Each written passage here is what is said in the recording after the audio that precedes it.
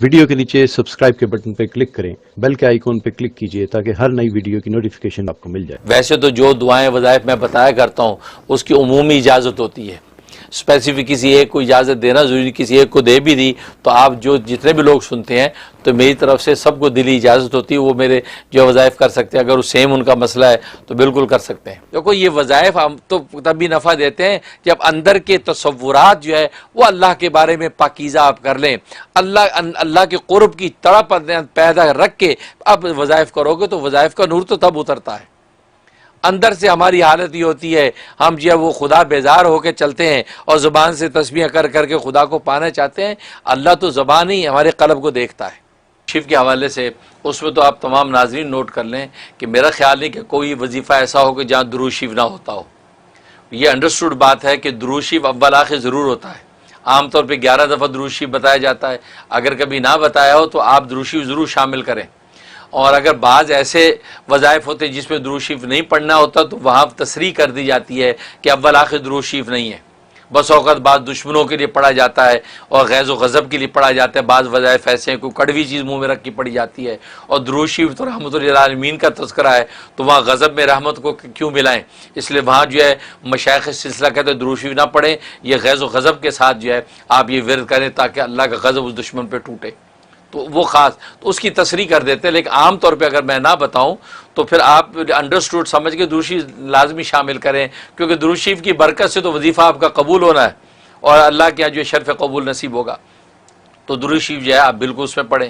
الحمدللہ وحدہ والصلاۃ والسلام علی من لا نبی بعدہ، اما بعد۔ آج ہم بات کریں گے اللہ تبارک و تعالیٰ کے اسماء حسنہ میں سے 43ویں نمبر پر، 43rd جی، اور وہ الکریم۔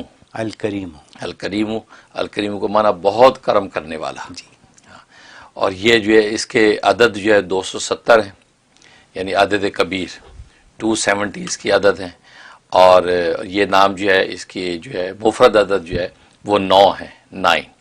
جب بھی اس کا ورد وظیفہ کیا جائے تو ہر 9 دن کے بعد ہو سکتا ہے کہ اللہ تبارک و تعالی اس نام کا اجلال عطا فرما دیں۔ اور قرآن کریم میں یہ نام 3 مرتبہ مختلف جگہ پر دہرایا گیا ہے۔ اور کریم ایک ایسا نام ہے کہ کریم، امام غزالی رحمۃ اللہ علیہ فرماتے ہیں کہ یہ صرف اللہ ہی کی ذات کے ساتھ سجتا ہے۔ اصل میں کریم اللہ ہی کو کہا جا سکتا ہے، ہاں درجہ بدرجہ اللہ کی غیر پر بھی کریم کا اطلاق ہوتا ہے، لیکن حقیقی معنی میں کریم کا مصداق صرف اللہ کی ذات ہے، کیونکہ کریم اس ذات کو کہتے ہیں کہ جو ذات جو بغیر مانگے، بغیر استحقاق کے اور اس انسان کے گمان سے زیادہ عطا کرے، اور پھر عطا کرنے کے بعد خود ہی اس کی تعریف اور توصیف بھی کرے۔ سبحان اللہ۔ ہاں، ایک بندہ اللہ کے راستے میں خوب خرچ کرنے والا ہے تو اللہ اس کی تعریف بھی کرتے ہیں کہ دیکھو اللہ کے راستے میں کتنا خرچ کر رہا ہے، حالانکہ دیا خود ہی ہے۔ تو یہ ہے، تو اس کو کہتے ہیں کریم۔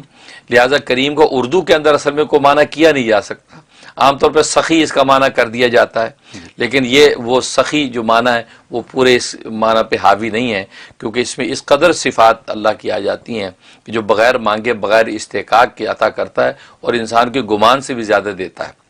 اور جیسے میں نے بتایا کہ دے کے پھر خود ہی تعریف کرتا ہے۔ چنانچہ حضرت جنید بغدادی رحمۃ اللہ علیہ فرماتے ہیں، انہوں نے ایک جگہ گزر رہے تھے تو ایک شخص تلاوت کر رہا تھا، تو تلاوت کرنے والے نے کہا کہ انا وجدناہ صابرا۔ حضرت ایوب علیہ السلام کے بارے میں اللہ تبارک و تعالی ذکر فرما رہے ہیں کہ بلا شبہ ہم نے جو ہے اپنے بندے جو ہے ایوب کو بڑا صابر پایا، اور وہ بڑا نیک آدمی ہے، بڑا اچھا آدمی ہے، اور بہت جو ہے وہ اللہ کی طرف آہوزاری کرنے والا ہے۔ تو یہ اللہ ذکر کر رہے ہیں۔ تو حضرت جنید بغدادی رحمۃ اللہ نے جیسے یہ سنا تو آپ مسکرائے فرمایا کہ اللہ کی بھی عجیب شان ہے، وہ واقعی کریم ہے، خود ہی صبر کی طاقت دی ایوب کو اور خود ہی اس کے صبر پر تعریف کر رہے ہیں۔ سبحان اللہ۔ ورنہ بندے کی کیا طاقت ہے کہ معمولی ایک کانٹے پر بھی صبر کر پائے، اس کی عنایت ہے کہ وہ عطا کرتا ہے صبر، اور صبر عطا کر کے پھر خود ہی کہتا ہے دیکھو کیسا میرا صابر بندہ ہے۔ تو یہ ہے کریم۔ اور کریم میں نے بتایا کہ اللہ کے سوا کسی دوسرے کو کریم نہیں کہا جا سکتا، ہاں کہتے ہیں تو وہ یہ ہے درجہ بدرجہ کہ کسی نہ کسی درجے میں اس میں جو کرم کی شان موجود ہے، اس کے اندر جو ہے کسی نہ کسی درجے میں جو ہے وہ ایک سخاوت موجود ہے، لیکن حقیقت میں کریم اللہ تبارک و تعالیٰ کی ذات ہے۔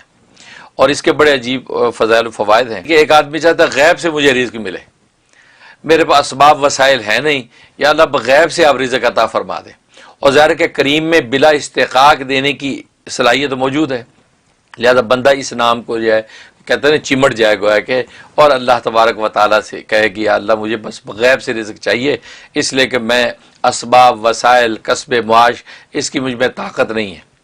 اس کے لیے فرمایا کہ یا تو اس کی اپنی عدد 270 مرتبہ پڑھے، یا 313 مرتبہ پڑھے، یا اس بندے کے اپنے نام کی عدد وہ یہ پڑھے، اور اول آخر 11 مرتبہ درود ابراہیمی پڑھ کے وہ اللہ تبارک و تعالی سے روز دعا کرے۔ نماز فجر کے بعد پڑھے تو بیسٹ ہے، ورنہ عصر کے بعد پڑھ لے، تو یہ ہے۔ تو اس طرح یہ عمل شروع کر دے اور یہ 90 ڈیز پابندی سے کرے، انشاءاللہ اللہ تبارک و تعالی غیب سے اس کے رزق کا انتظام کرتے ہیں، جس پہ خوبی ہے۔ دنیا کے مسائل ہیں، ہم لوگوں کے مسائل ہیں یہ، اور لوگوں کو گھر بیٹھے اپنے لیونگ روم میں، اپنے بیڈ روم میں، ٹی وی کے اوپر، فون کے اوپر یہ مسائل کا حل یوں مل جاتا ہے، اور ماشاءاللہ اللہ آپ کو کیا کہہ سکتا ہوں، زندگی دے اور صحت دے اور تندرستی دے اور ایسے ہی رکھے ہمیشہ۔ آمین۔